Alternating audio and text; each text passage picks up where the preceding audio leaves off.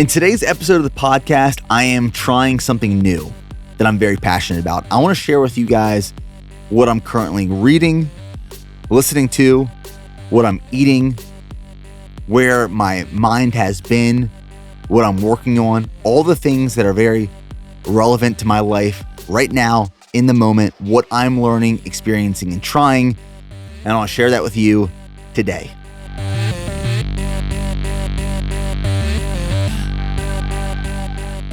Hello, everyone, and welcome back to the podcast.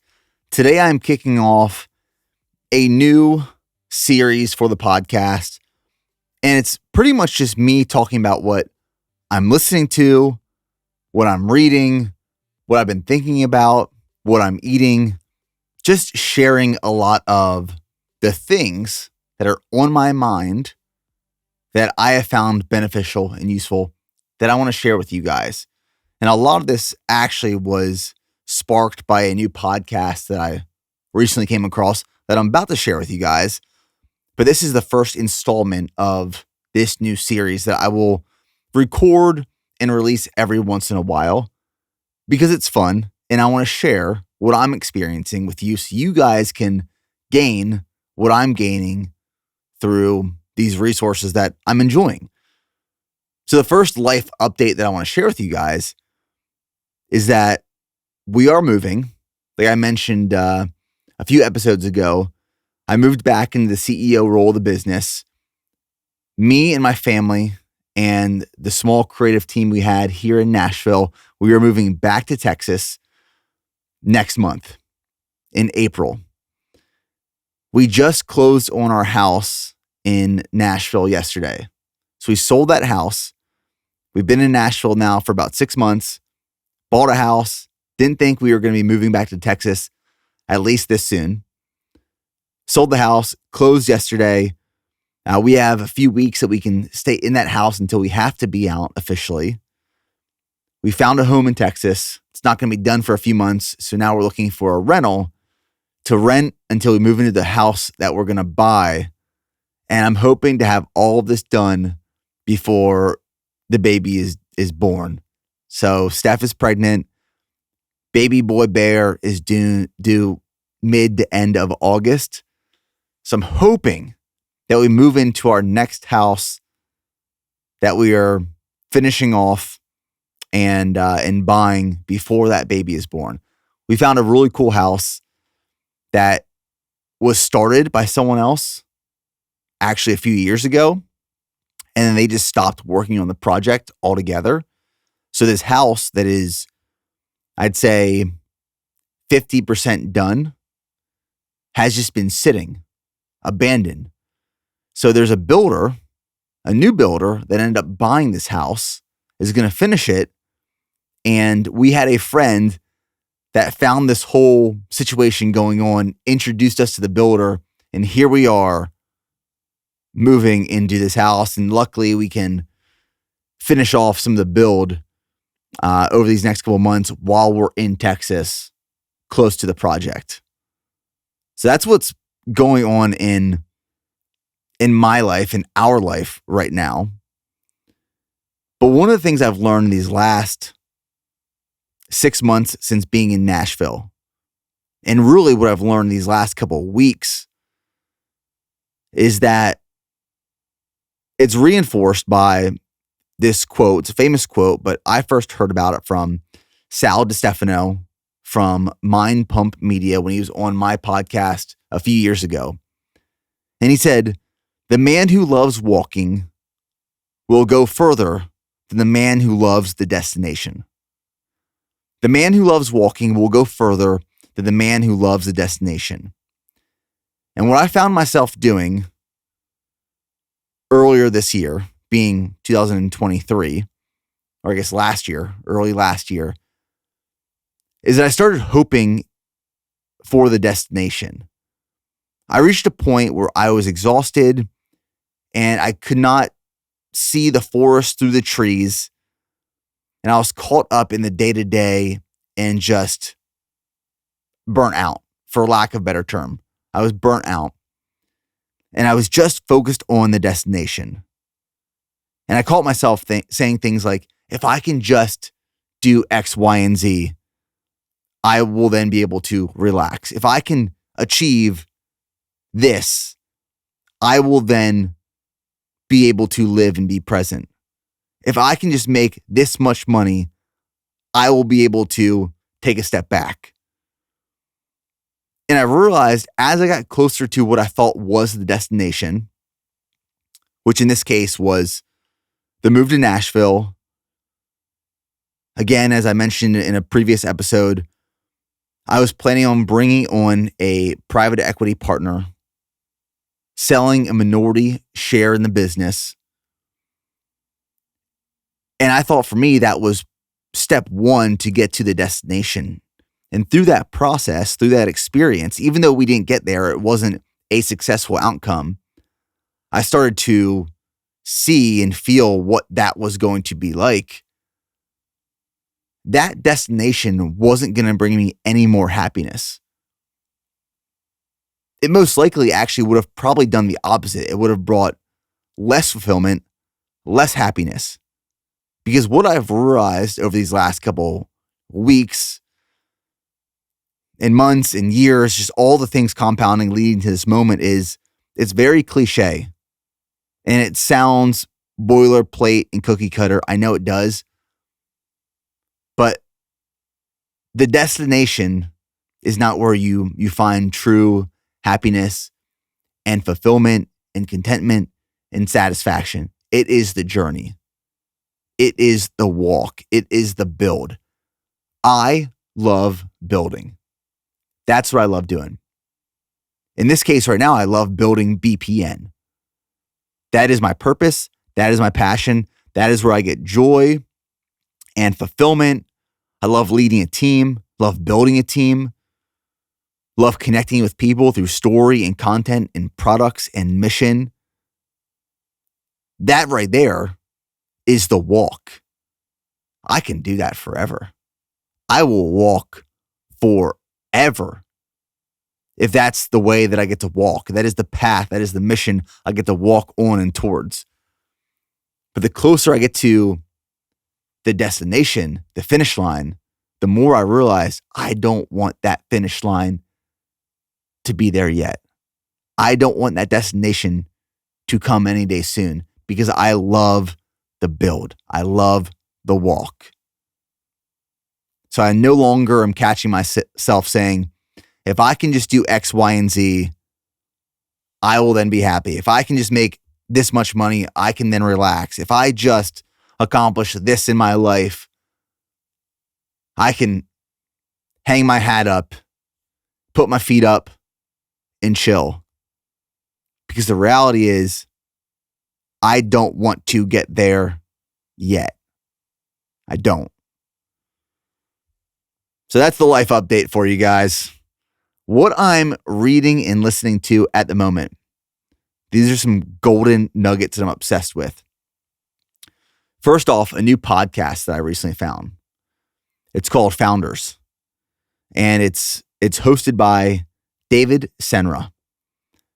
Founders is the summary and breakdown of entrepreneurs, athletes, high-level individuals. And David Senra reads all these biographies and autobiographies and studies people and the greats, and he breaks down what makes them unique. What traits and characteristics do they have and share that have led them to success? It's a great podcast. Right now, all the things I'm sharing, I listen to on Audible when I'm getting ready in the morning, when I'm running in the morning, when I'm driving to work in the morning.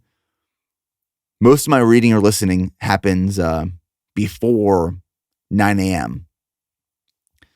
So the summary or the description of the Founders podcast, which I cannot recommend enough, is something I'm about to read you right now. I've listened to a few episodes so far. When I say a few, probably a dozen. I listened to an episode on the founder of Trader Joe's, the founder of Red Bull, Steve Jobs, Kobe Bryant, Michael Jordan, Sam Walton. All those episodes were incredible. And what I'm learning about some of these greats is that they share very similar traits and characteristics. There's a common denominator amongst many of them that have led them to success. And it's not necessarily that they are smarter than anyone else, but they have the courage to do things that others aren't. So the Founders Podcast description. This is a quote from Mark Andreessen. There are thousands of years of history in which lots and lots of very smart people worked very hard and ran all types of experiments on how to create new businesses, invent new technology, new ways to manage, etc. They ran these experiments throughout their entire lives. At some point, somebody put these lessons down in a book. For very little money and a few hours of time, you can learn from someone's accumulated experience. There is so much more to learn from the past than we often realize. You could productively spend your time reading experiences of great people who have come before, and you learn every time. I want to learn from people's real experience, not necessarily the theory and the study, but experience. I want to learn what has worked for people.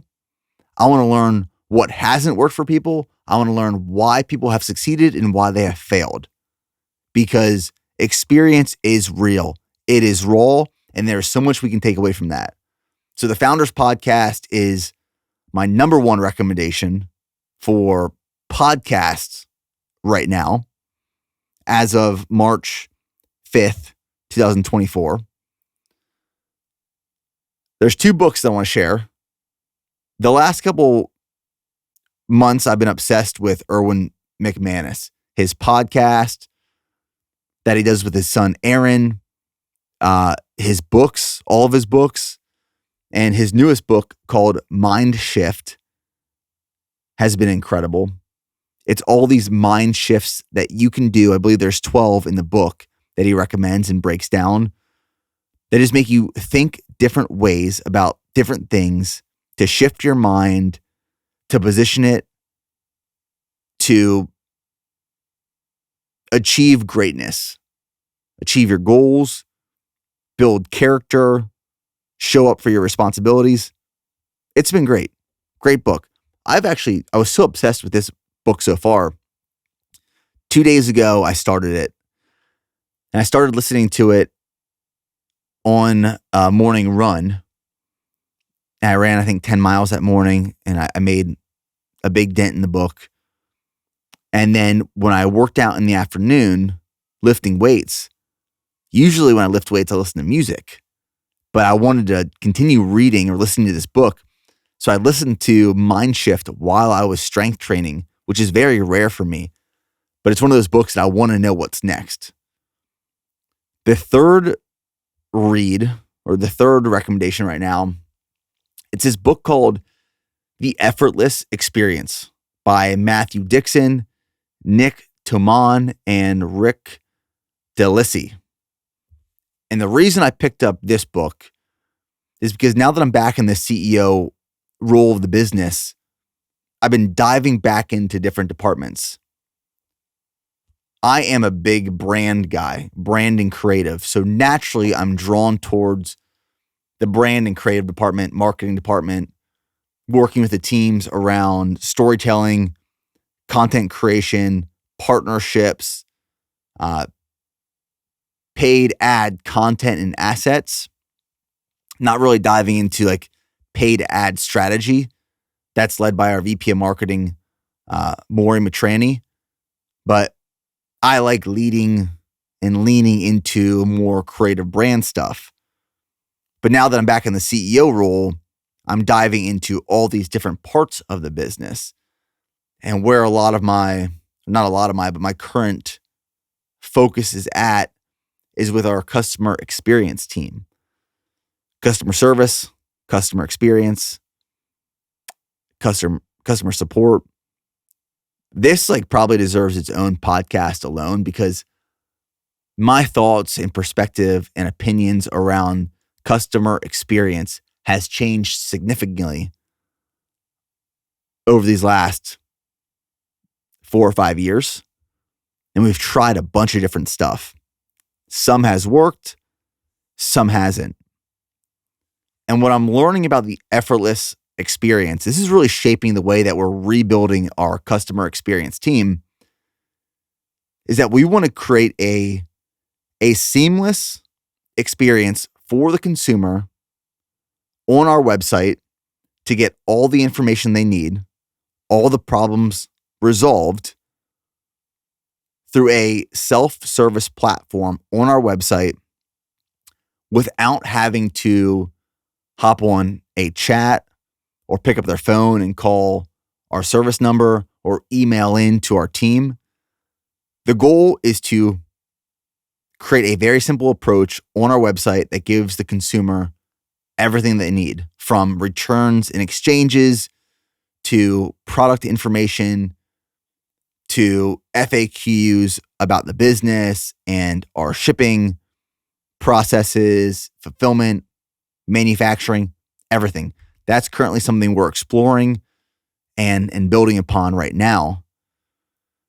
And what I'm learning from the effortless experience, and I think this is where I got a lot of things wrong, is I used to think that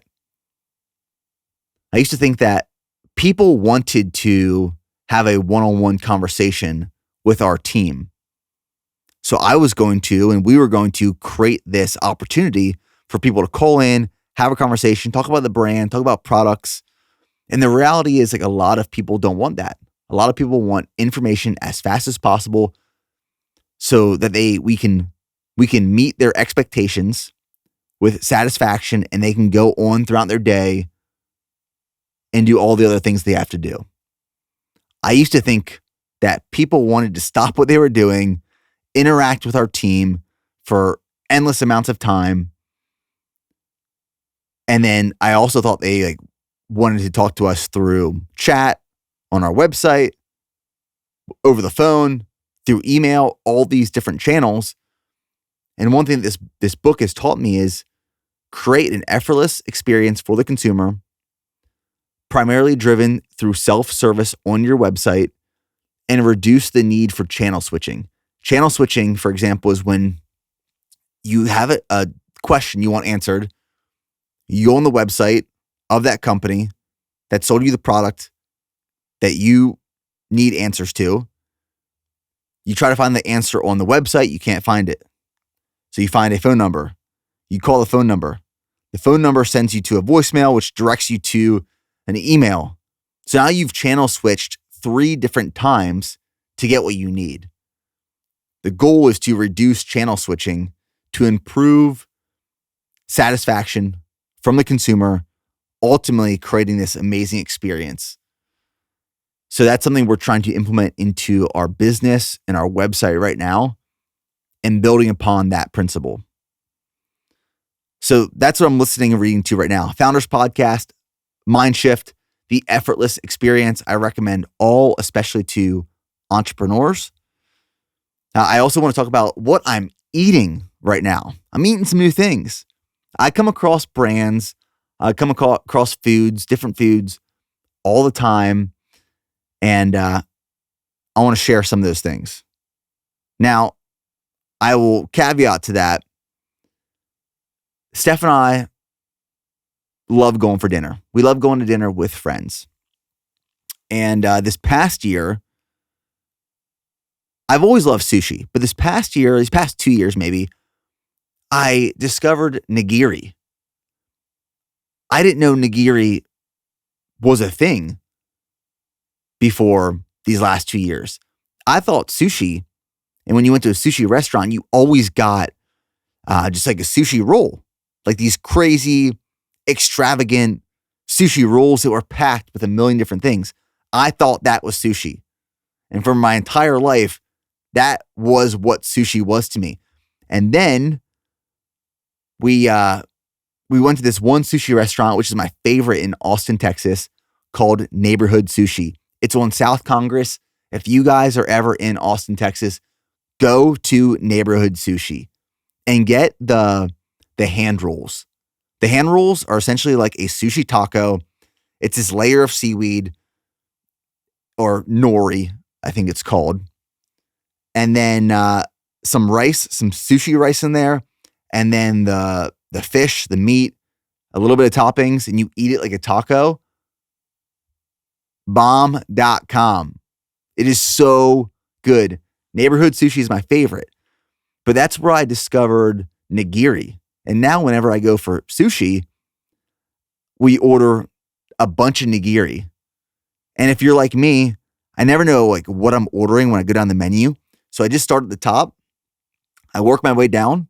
I don't keep track in my head. I just say like, I'll take one of these, two of these, three of these, two of these, four of those. If there's Wagyu steak nigiri on the menu, I'm getting like 8 of those because they're always so good. And then I'm always surprised when my food comes out because I'm not really sure like how much I ordered. I just go down the list and it comes out. I have say 18 to 22 pieces of nigiri and I dip it in ponzu. Also a graduation lesson in my sushi consumption. I don't use soy sauce anymore. I use ponzu, which is like a sweeter type soy sauce. But the reason I share that is because Steph and I went to this sushi spot in Nashville last week called Oku, which was good. It was really good, but it didn't compare to Neighborhood Sushi in Austin. So one of the things that I've been obsessed with, not just right now in this moment of time, but the last like year is nigiri when we go and get sushi. Other things that are, I'd say, more accessible. One, I discovered this hummus brand that I'm obsessed with. And I'm not sponsored by any of these brands that I'm talking about. Another thing I did this past year, side note, is that I stopped all of my brand partnerships. I never really worked with many brands, or I never did many sponsored deals. The one brand that I worked with up until a few months ago for years was Helix mattresses. I loved, and I still love, Helix mattresses. I think they're great mattresses. I think it's a great brand. That's the one brand that I would do paid advertising deals with. And I worked with them, like I said, for years. But I made the decision this past year that I'm not going to work with any brands moving forward. I'm just going to focus on BPN. I'm not going to do any paid posts, anything like that. So if I ever talk about a food or a brand or a product or a book or anything that I like, it's because I actually like it and I recommend it, and I'm not getting paid to say that. Like this podcast, for example, will never do paid ads. This is not a paid ad podcast.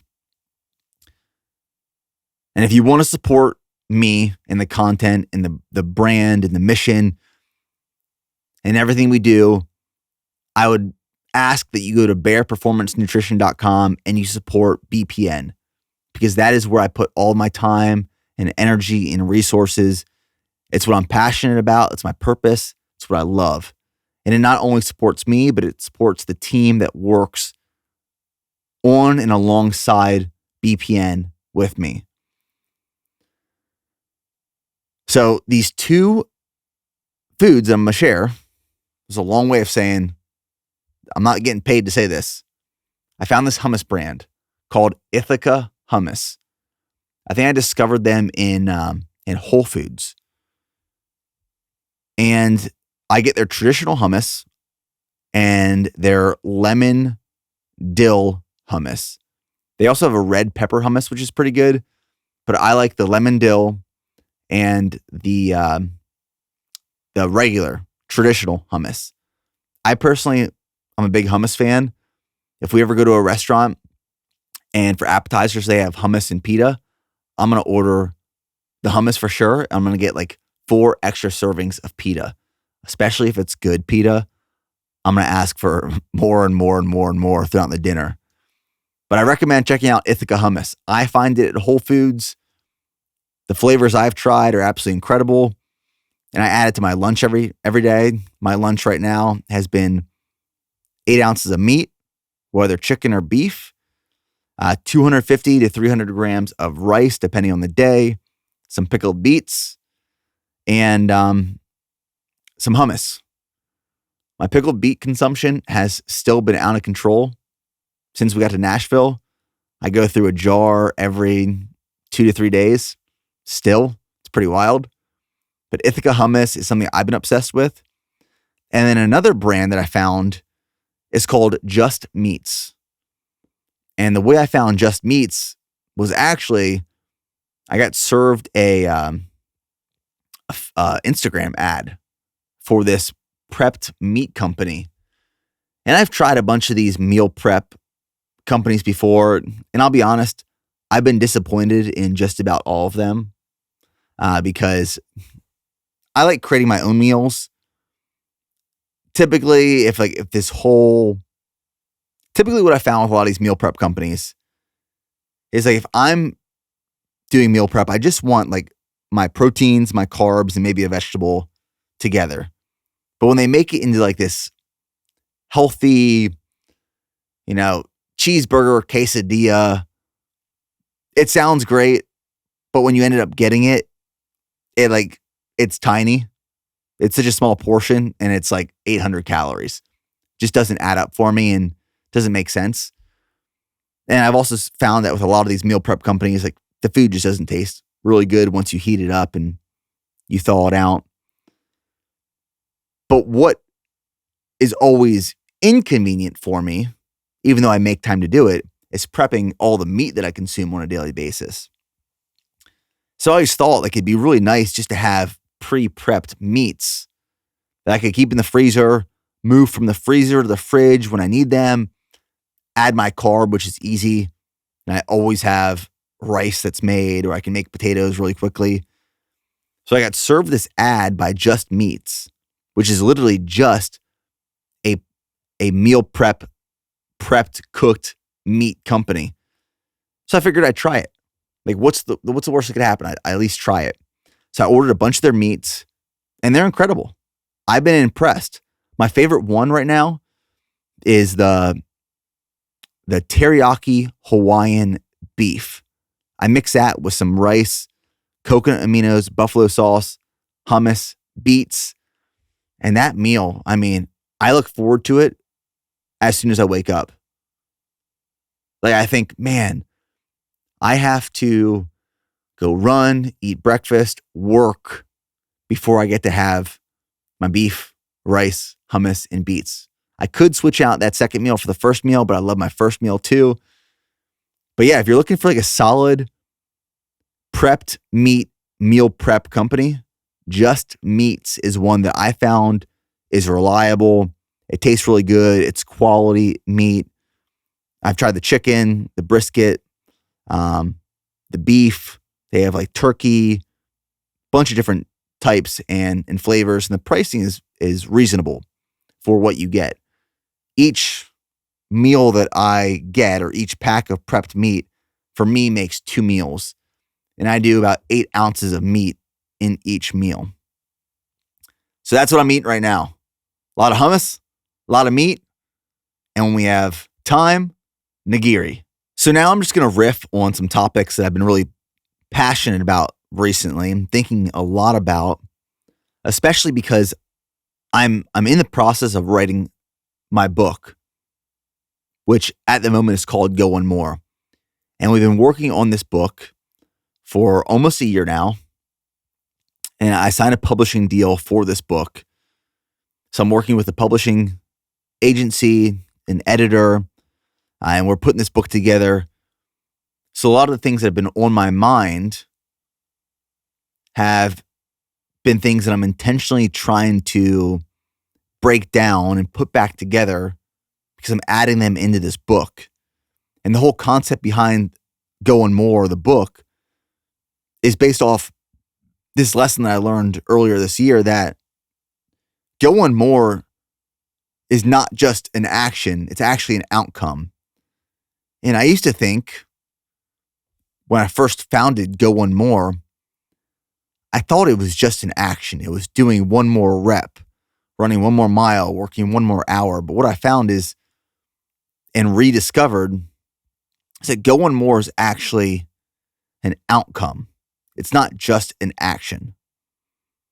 And that's the premise, the foundation of this book, and all these different lessons that I've learned through experience that have created clarity for me to be more intentional with what I'm working on so that I could achieve the outcome of go one more. And as I'm writing this book, I'm diving into a lot of topics. I'm doing a lot of reading around a lot of these topics. So I thought it'd be a good opportunity to just break down what I've been thinking about and some quotes that are applicable to what I've been thinking about and working on. And the first is one that I've talked about previously, but it is a chapter in the book, and it's called, "If It Matters to You, You Will Make Time." If it matters to you, you will make time. And actually, as I was driving over to the studio to record this episode, I was just thinking about this topic and the book that I'm writing right now, and just some things that I want to make sure I articulate in a very clear and concise way. And it was funny, I was trying to pull out of this intersection, and I could not pull out because it was absolutely just like jam-packed. It's Gale Road in Nashville, and I was trying to pull out on 8th Avenue, and there's just like traffic going everywhere. And I had to sit there for 10 minutes before I could pull out. Happens every time this intersection. Because what just happens to be 100 yards up the street from this intersection is a Chick-fil-A. I'm going somewhere with this, I promise. And as I finally pull out, I had to speed out, and I'm driving by Chick-fil-A. I mean, I'm sure you guys know, if you drive by Chick-fil-A any day but Sunday, there's the most wild and crazy line going into Chick-fil-A any time of the day. But this just happened to be lunchtime. It was 12 p.m. as I was passing. And this road, it has 2 lanes going one direction, 2 lanes going the opposite direction, and then there's a merging lane in the middle. So there's 5 lanes on 8th Avenue where I was at. And as I'm pulling out and driving up 8th Avenue towards the office, I'm passing Chick-fil-A. There was this car. It was like a Toyota Corolla. It flew across all 5 lanes going so fast and uncontrollably to pull into the Chick-fil-A drive-thru, which was backed up by probably, no exaggeration, 30 cars. I'm like slamming on my brakes, trying not to hit this guy as he's making his way across traffic. Surprisingly, didn't get hit by anyone, didn't cause an accident. And I'm thinking, wow, Chick-fil-A matters a lot to this guy right now. And he's going to make sure he makes time for Chick-fil-A. And he's going to take risks. And he's going to make potential sacrifices with his body and his life in his vehicle to get that crispy chicken sandwich into his body with some Chick-fil-A sauce. Because if it matters to you, you will make time. It can be a good thing. It can be a bad thing. So there's 2 quotes I want to share with you before we kind of dive into some of this. The first one is from Erwin McManus. This is from one of his podcasts. "I think winning is a wonderful outcome. It's just not a great purpose. Your purpose for life should be rooted in who you are. So if your purpose is who you are becoming, it can't be shaken by wins or losses, failure or success. You should want to win. You should want to be the best. These are great aspirations, but they should be outcomes of the person that you are committed to becoming." Erwin McManus. Second quote by him. "If you are required to be anyone except yourself to be accepted, the price is too high." I love that. So I'm going to read it again. If you are required to be anyone except yourself to be accepted, the price is too high. I love both those quotes from Irwin. First off, talking about winning. If it matters to you, you will make time. I have found that a lot of people, and I've probably been here at some point as well, a lot of people want to win just to win. It doesn't matter what they're going to win at or how they're going to get there. They just want to win to stand on top of the podium and receive the award or the medal or the big check to be above everyone else, hands held high, beating their chest saying, I won. And they don't care what they won, how they won, why they won, but winning is the outcome that they desire. Their purpose is to win.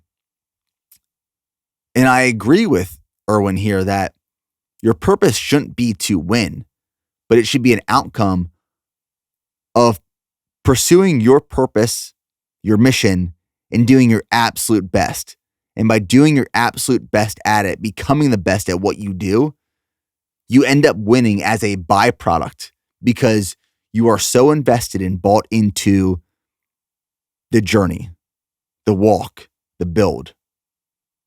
The win is potentially the destination. It's the finish line. It's the outcome. It's not a great purpose. Just to win is not a great purpose. But the journey, the why, the reason is. I found that very fascinating. If becoming the best at what you do, whether that is a mom, a dad, a CEO, an athlete, marathon runner, carpenter, podcaster, teacher, whatever it is, if being the best, reaching your full potential is what truly matters to you, you will make time to make that happen. But if it really doesn't matter to you, you will not find the time. If your parents want you to be the best surgeon in the world, but you could care less, you are not going to make time to become the best surgeon in the world. Your parents will make time for you potentially and come up with the means and the funds to make that happen and provide you with the resources and the tools and the skills. But unless it really matters to you, you will not make time for it. That's the reality of it. And if you're pursuing something and you're having a really hard time making time for it, that you need to lose weight, you need to get in shape to save your life so you can live another 20 to 30 years with your family. If that doesn't matter to you truly, if it doesn't, you're not going to make the time to wake up early and work out. You're not going to make the time to prep your food. You're not going to make the time to educate yourself on proper nutrition and training techniques and recovery. You're not going to make time to get the sleep that you need to perform at your highest level. If it doesn't really matter to you, you're not going to make time. It's an honest conversation you have to have with yourself and acknowledge that. That is self-awareness. If you are not self-aware enough to show and tell yourself that the reason you're not getting to where you want to be is because it doesn't matter enough to you, so you're not willing to make time for it, that is self-awareness. A lot of people lack self-awareness. They're not getting to where they want to be because they're not willing to make time for it. So they find excuses and they point the finger at everyone and anyone else to blame for why they're not getting to where they want to be. But the reality is it's because they're not willing to make time. And the second quote, if you are required to be anyone except yourself to be accepted, the price is too high. I cannot relate to this enough. Because there is truly nothing like being authentically and unapologetically you. One of my favorite parts from one of my favorite books, The Courage to Be Disliked, talks about that the ultimate level of freedom is when you truly stop caring what other people think about you. Because when you truly care about what other people think about you and you're not confident in yourself and who you are, you will mold yourself into someone else. You will become a chameleon based off of what you think other people want you to be so that you are accepted. But the price is that you are then unhappy. You're not you. You are just a reflection, a mirror image of what everyone else thinks you should be, wants you to be, and is. That price is way too high. The journey is way too short to be anyone else except yourself. The next thing I want to talk about is that learning is a personal responsibility. And I think we always must be prepared in life from a bunch of different angles: physically, mentally, emotionally, spiritually. There's a lot of jokes and memes around like preppers, people who are preparing for the next world war or chaos and destruction. So they have bunkers below their homes. I don't know if you guys have ever seen the movie Blast from the Past. Whenever I think of preppers, I think of that movie. Blast from the Past is when they thought an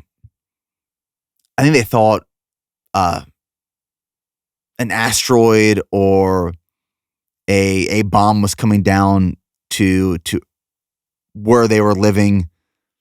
So they ran down and lived in this bunker, and they set the timer, and they were in this bunker for decades. I don't remember how long it was. And then when they came out of the bunker, the world obviously progressed and technology advanced, and they didn't recognize the world in its present form compared to when they went down into the bunker. Very interesting movie. But people always joke around like about these preppers, and the reality is that these preppers are prepared to be resilient when faced with adversity in extreme cases.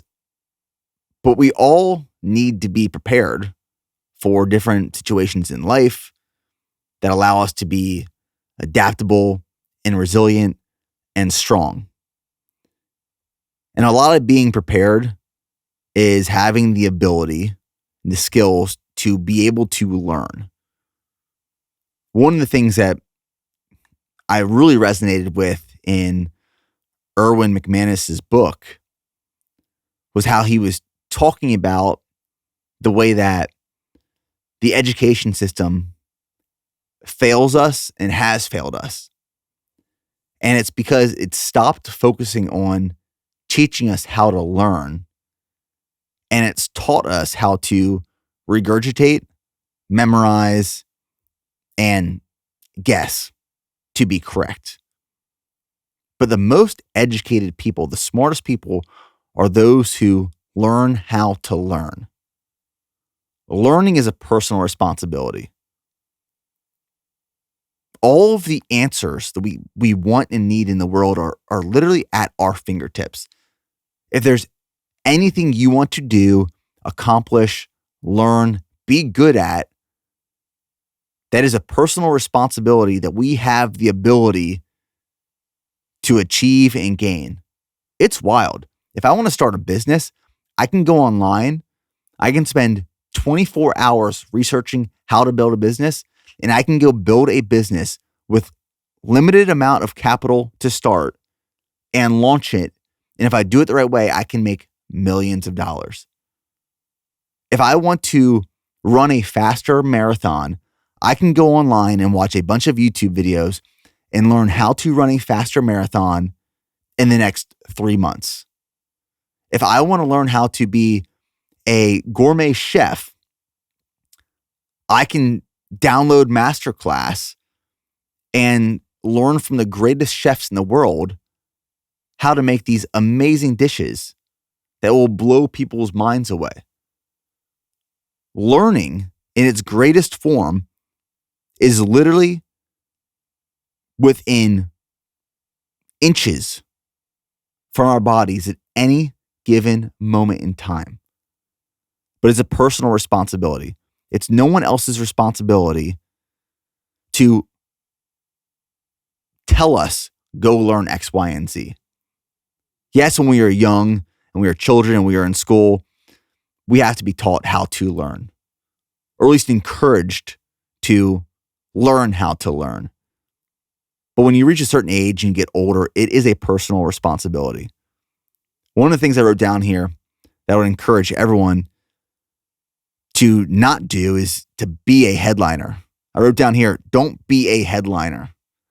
A headliner is someone who watches the news in the morning or picks up the newspaper or goes on social media and sees this headline that is meant to grab your attention as fast as possible, which is typically some sort of clickbait or a hook or something false, fake, a narrative that is being pushed.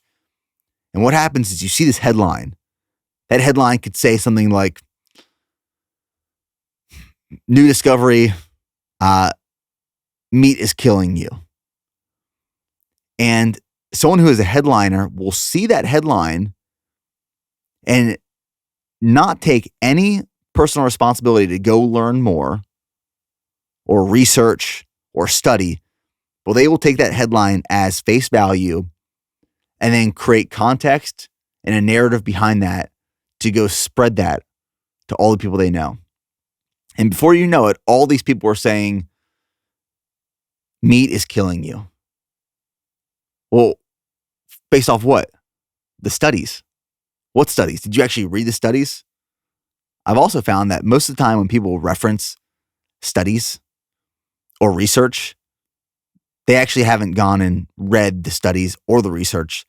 They're just referencing someone who told them there are studies and research behind the headline.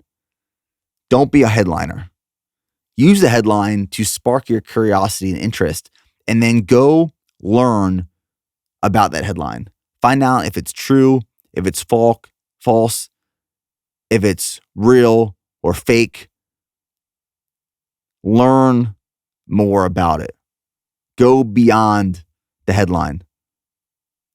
It is our responsibility to learn, then do, then relearn, and redo. That is the process of improving, getting better, and working towards success. Learning is a personal responsibility. So as I've been listening to Founders, the podcast, it references and summarizes the lives of these great entrepreneurs and athletes and individuals and leaders. And there's these common denominators amongst the greatest in the world at what they do. And the best in the world at what they do have learned how to master the basics. They do the simple things flawlessly. If you look at Michael Jordan and Kobe Bryant, I've recently only started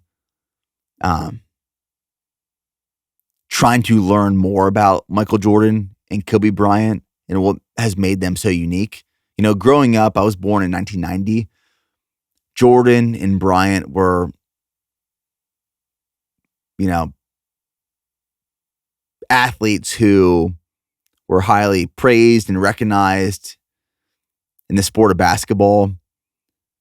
But when I was younger, their mindset wasn't really studied or talked about. And I don't think it's been until recently that more people have talked about what has made Michael Jordan and Kobe Bryant so unique. If you haven't watched the documentary on Netflix yet, The Last Dance, highly recommend it. Absolutely incredible to see just like how intense and intentional Michael Jordan was. But there was something that was talked about in this Founders episode about people like Michael Jordan and Kobe Bryant. And people of that caliber, they set this standard for them personally of how they are going to live their lives. And when they want to compete with someone, or if someone wants to compete with them, if you want to compete with a Michael Jordan or a Kobe Bryant, you have to go to their level of standard to compete with them because they hold themselves there. So if you want to compete with Jordan or Bryant, you have to go to their level to compete. You will never find them coming down to someone else's level to compete with them. They hold that standard. They've created that standard and they hold that standard. And if you want to compete with the greats, you have to go to their level of standard to actually compete at a level with them. People like Jordan and Bryant have done the fundamentals, like I said, flawlessly. I was a big fan and am a big fan of Tim Grover's books, Relentless and Winning. He coached both Jordan and Bryant. And he talks about how they would practice the fundamentals for hours and hours and hours a week. They would line up on the court and make the same shot over and over and over again, which was a basic shot, but they would master it. They would master those skills because they knew that in order to be the best, in order to be the greatest that ever lived and have massive success in life, you have to hyper-focus on this one thing. And if you become the best at one thing and you do it with your full effort and reach your greatest potential, that will open up other opportunities for you in life. Same thing with the military. If you look at like special operations, special forces, Ranger Regiment, what makes those units so special and so unique and so good isn't that they go and try to do these crazy innovative drills and new techniques and battle drills that no one else is allowed to do. No, they do the basics flawlessly. They have mastered skill level 1 tactics. And when you master the basics and the fundamentals and skill level 1 stuff, you then can go do the more complex operations. You can operate at a higher level. You can get creative with what you're doing, but you can't graduate to phase 2 until you master phase 1.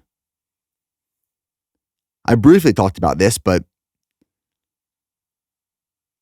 you look at like a Kobe Bryant or a Michael Jordan, and if you guys haven't watched the documentary, or not documentary, the movie Air, which is, I believe it's called Air, which is the documentary on Nike and Michael Jordan, and when Nike created the Air Jordan shoe and what that meant for Nike, but also what that meant for Michael Jordan, not just financially, but from a branding perspective. It's a great movie that truly inspired me. I highly recommend if you haven't seen it. And in that movie, it showcases how, because Michael Jordan was such a good basketball player and he hyper-focused and obsessed on being the best at what he did, he didn't try to be a tinkerer or a generalist in all of these things, but he hyper-focused on being the best basketball player of all time. Because he did that with such great intention and repetition, it opened up all these other doors for him. He would have never gotten a deal like he did with Nike if he wasn't the best at what he did. He wouldn't have had all these upper opportunities in life if he wasn't that amazing, skilled, highly valued basketball player. Same with Kobe. Kobe focused on being the best basketball player he possibly could be. And he hyper-focused on that. And because he was so good at it, it opened up all these other opportunities for him. One of the things that people ask all the time that work at BPN is they come to me all the time. They say, what does my next 2 to 5 years look like at BPN? When people first get started working at BPN too, they say, okay, I'm moving into this role when I get started. If I do a good job, what's next? How much more can I get paid? What are the other opportunities that will present themselves to me if I do a good job? And I've always thought that was backwards thinking. I could be completely off base and wrong, but it's the way that I run my business and it's the way that I think. My response and my thought process is, you're coming into this new role. First off, just focus on being the best at what you do. Don't think about that next phase yet. Focus on being the best at what you do. Master those skills. Do the fundamentals and the skill level 1 stuff flawlessly. And after you master that, I guarantee there will be opportunities that present themselves to you. The business in 2 to 5 years is probably going to be in a completely different place and space, and different roles and responsibilities are going to be required. I can't create those out of thin air right now, but if you do the best job you possibly can in your role right now, I can guarantee you opportunities will open up in the future. So just do the best you can in the role you're at right now. That's the way that I think. Because I've been able to learn and study and hear the stories of how people like Michael Jordan and Kobe Bryant have gotten to where they are. It's because they have mastered the skills in something they are passionate about and want to pursue and have become great in that process. Another clear common denominator of the greatest in the world at what they do is they know how to set boundaries. They know how to say no, and they know how to simplify. They do more by working on less.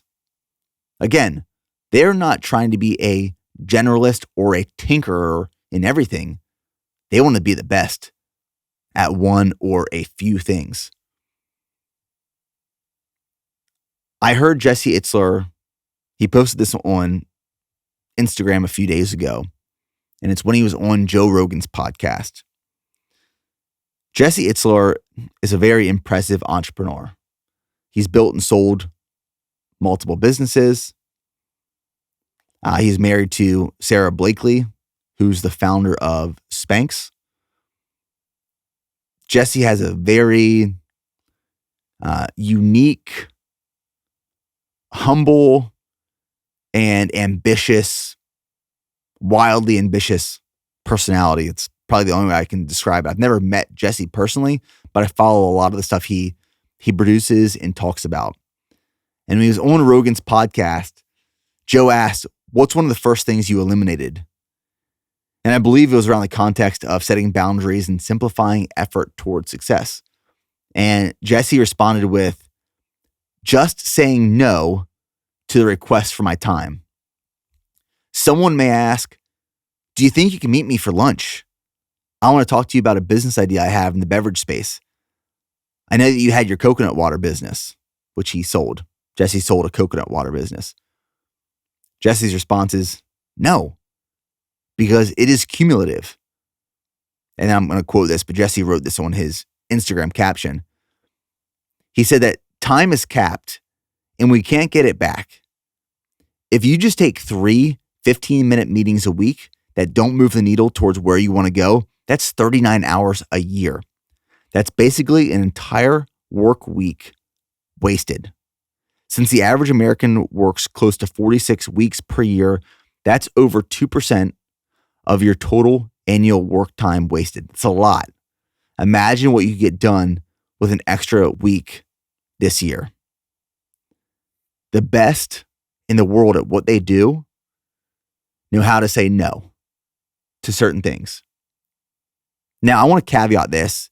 That's not to say, and I don't think Jesse is saying this either, but it's not to say that you should decline requests to mentor people or spend time with individuals or groups of people who need help and assistance and are just getting started because your time is so valuable that no one else deserves it.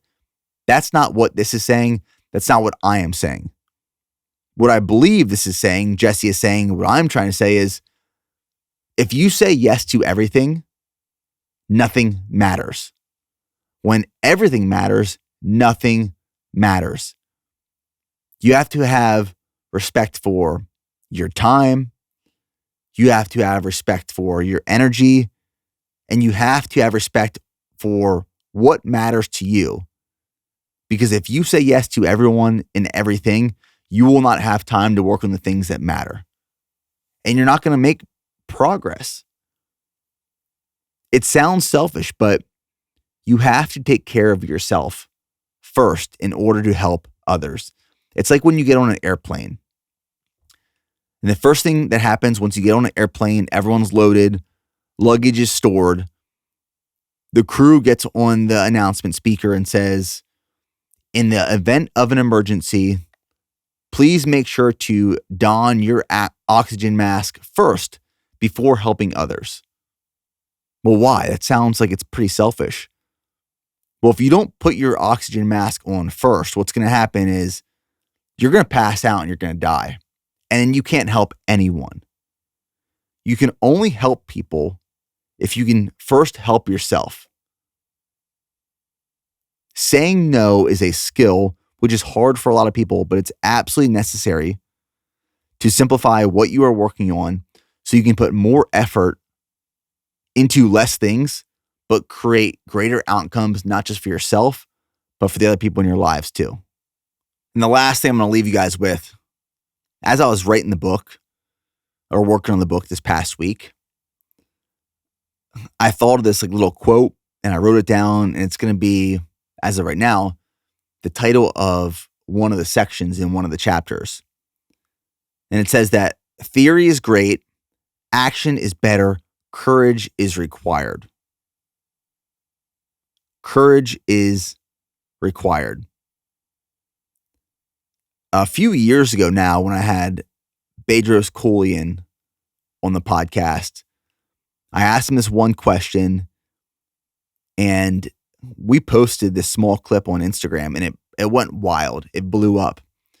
I asked him the question, what's one thing that holds most people back from achieving greatness or reaching their full potential? And he said, it's the story. It's the story that people tell themselves. People will use the past to define their present and the future. If you had a really rough upbringing of poverty and abuse, and if you were in a family that didn't show love or love you or care for you, take you to baseball games growing up, feed you good food, all of the things, I feel bad. I do feel bad because I was fortunate and grateful enough to have a really strong upbringing with a great family in a great neighborhood of a great city in a great state. And I'm very grateful and appreciative of that. And I always will be. And not everyone had that opportunity to grow up in a family that was loving and caring and all of those things. And if you didn't have that, again, I feel bad. But that does not define who you are today and who you're going to be in the future. Your story in the past does not affect who you are going to become today and who you are going to become eventually, because that is a decision you have to make right now and have courage to make that decision. Understanding the theory of why and how things work is super important. The action you take on that theory is more important. It produces greater outcomes and adaptations, and you learn from the successes and failures of testing that theory. But in order to take that action, you have to have courage. And if you lack courage, you will never act on the things that you want to accomplish, the things that you are curious about, the things that you want to do in your life. Real experience is worth more than gold, not just for you, but also the people around you. Theory is great. Action is better. Courage is required. Thanks for tuning in, guys, and we'll see you in the next episode.